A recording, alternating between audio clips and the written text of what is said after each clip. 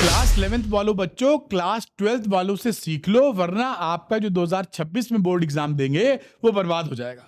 ये मैं सही बता रहा हूं, आपको आगाह कर रहा हूं, आपको सावधान कर रहा हूं। और क्यों कर रहा हूं अभी आप बताता हूं। अभी जो बोर्ड का पेपर हुआ है 2025 का, जो 12th वालों ने दिया है फिजिक्स का पेपर, वो पेपर आपका उनका नाइटमेयर था, खतरनाक पेपर आ गया। और ये मैं डाटा से आपको दिखाता हूं जो बच्चों ने फीडबैक दिया है। तो ये पेपर एक ही बार खतरनाक नहीं है, 2024 में हार्डेस्ट पेपर था और 2025 में उससे भी तगड़ा आ गया है। तो ये लगातार फिजिक्स का लेवल बढ़ता जा रहा है। तो अगर फिजिक्स का लेवल बढ़ता जा रहा है तो आपको सावधानी बरत के साल भर शुरू से ही पढ़ना होगा, क्योंकि पेपर जो आ रहा है ना वो हाईली कॉन्सेप्चुअल होता जा रहा है। डेरिवेशन घटते जा रहे हैं, न्यूमेरिकल्स बढ़ते जा रहे हैं, कॉन्सेप्चुअल क्वेश्चन बढ़ते जा रहे हैं। तो अगर आप हल्की तरीके से पढ़ाई करेंगे 11th की तो पेपर हैंडल नहीं कर पाएंगे। आइए कुछ डाटा देखते हैं, ये मैं आपको सावधान कर दूं, बाकी आप मैच्योरिटी ले ही चुके हैं, क्या करना है आपको।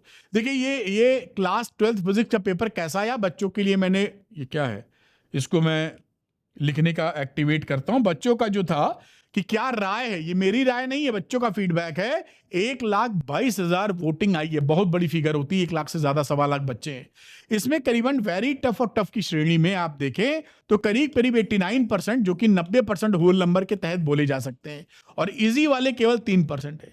90% बच्चा मोटे तौर पे ये कहता हुआ दिख रहा है पेपर टफ है, यानी हाईली स्क्यूड डाटा है, यानी कि प्रूवन है कि पेपर टफ है।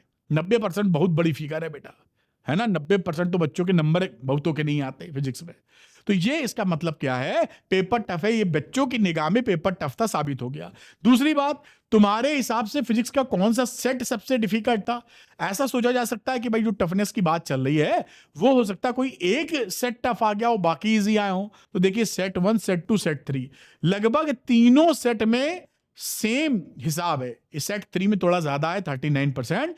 ओवरऑल बात की जाए तो सारे, क्योंकि सब में बराबर की रेटिंग है, तो इसका मतलब है कि सारे सेट टफ आए। ये आपको आगाही डाटा है, फीडबैक है बच्चों का, मेरी राय नहीं है, बच्चों का फीडबैक है। और 50,000 58,000 बच्चों का राय, बहुत होते हैं इतने बड़े बच्चे। अगली बात जो उनसे पूछी कि क्या आपको लगता है इस बार सीबीएसई क्लास 12 फिजिक्स का पेपर का लेवल जेईई मेन से भी हाई था। तो यहां पर देखिए एक सरप्राइजिंग रिजल्ट आपको दिखेगा, करीबन 17,000 बच्चे दे रहे हैं। बहुत बड़ा डाटा होता है, 1,000-2,000 के बाद पूरा क्लियर हो जाता है। 17,000 बच्चों का कहना है, 91% बच्चों का कहना है कि हाँ हमको अब ये फील होता है कि बोर्ड का लेवल जेईई मेंस के लेवल से एक कदम आगे बढ़ गया। अब जेईई मेंस में 10 पालियां होती हैं, तो उसमें से कुछ बच्चे कह रहे हैं कि 28 तारीख को जो जो पाली थी, जिस 28 तारीख को जो पेपर था वो टफ था, बाकी एक दिन शायद और कोई टफ था, बाकी सारे पेपर बोर्ड के लेवल से कम थे। मेरे कहने का यह मतलब है कि इससे कंक्लूजन क्या निकल रहा है कि आपका जो फिजिक्स का बोर्ड पेपर है वो टफ आ रहा है, सारे सेट सब टफ आ रहे हैं, और उसका लेवल जेईई मेन से एक कदम आगे बढ़ता हुआ जा रहा है। ये मैं क्यों आपको बता रहा हूं, मैं आपको इसलिए बता रहा हूं, मैंने शुरू में ही आपको बताया था इसलिए। और ये देखिए मैंने सेट भी पूरी एनालिसिस की है, ये देखिए मैं आपको दिखाऊं तीनों सेट। ये 2025 का सेट नंबर 3 है, ये सेट नंबर 2 है, आपको दिख रहा होगा उम्मीद करते हैं, और ये बेटा सेट नंबर 1 है। तीनों का मैं हालचाल बता रहा हूं आपको दिखाने और बताने और समझाने के लिए। अच्छा, अगर ये पेपर टफ आएगा तो मैं आपको ये बता क्यों रहा हूं, आपको इसलिए बता रहा हूं कि इस टफ पेपर को हैंडल करने का एक ही तरीका है कि आप साल के शुरुआत से पढ़ें। जो भी टीचर पसंद हो, मेरी भाषा समझ में आती है, जो कि मैं बहुत आसान फिजिक्स पढ़ाता हूं, यहां अपने को हाईलाइट नहीं कर रहा हूं वरना 75 कमेंट लगा देता।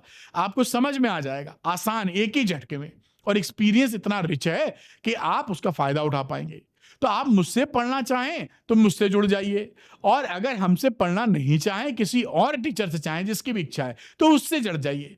लेकिन कहने का यह मतलब है कि साल के शुरू से ही आप डीप नॉलेज लीजिए, जिससे जब बोर्ड का पेपर दें तो आप उन क्वेश्चंस का जवाब दे पाइए, कॉन्सेप्चुअल क्वेश्चन का, जो आपसे पूछे जाएं, जहां बाल की खाल निकाली जाए वो जवाब दे पाइए।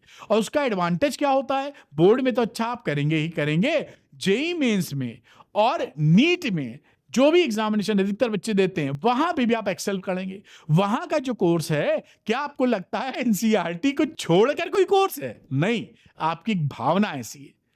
एनसीईआरटी बेस्ड एग्जाम है जेईई मेन और अपना नीट। हाँ, आज की स्थिति देखते हुए अगर आप ये तगड़ी तैयारी करेंगे तो वो भी क्लियर हो जाएगा। तो ये आप साल के शुरू से पढ़िए, मुझसे पढ़िए, मुझे खुशी होगी क्योंकि मेरा जो वास्ट एक्सपीरियंस है गुड एंड रिच उसका फायदा आपको मिलेगा। अगर आप मुझसे नहीं पढ़ना चाहते किसी और से, उसी से पढ़िए, लेकिन साल के शुरू से पूरे साल पढ़िएगा। ये मेरा आपसे अपील है आपके बेहतरी के लिए। दूसरा, अगर कोई बच्चे ऐसे हैं जो क्लास 11th का एग्जाम अभी दे रहे हैं, उनके एग्जाम नहीं हुए, तो उनके लिए हम लोगों ने श्योर शॉर्ट क्वेश्चन बनाए हुए थे जो आपके एग्जामिनेशन में आपको मदद कर सकते हैं। ये पिछले 10 साल की ट्रेंड एनालिसिस और 20 से 25 क्वेश्चन पर चैप्टर हैं, जितने लगा पाइए लगा लीजिए, आपको फायदा करेंगे। 100% टारगेटेड क्वेश्चन, एग्जाम टारगेटेड, और साथ में फुली सॉर्ट है, सोल्यूशन के लिए भटकना नहीं। यही नहीं, इस श्योर शॉर्ट क्वेश्चन में हम लोगों ने एनसीईआरटी बुक का पूरी एक्सरसाइज और एग्जाम्पल्स के वीडियो मैंने खुद रिकॉर्ड करके इजी भाषा में आपको प्रोवाइड किए, जैसे कोई बच्चा मान लीजिए हेल्प लेना चाहे अच्छे क्वेश्चन एनसीईआरटी में तो वो कर पाए।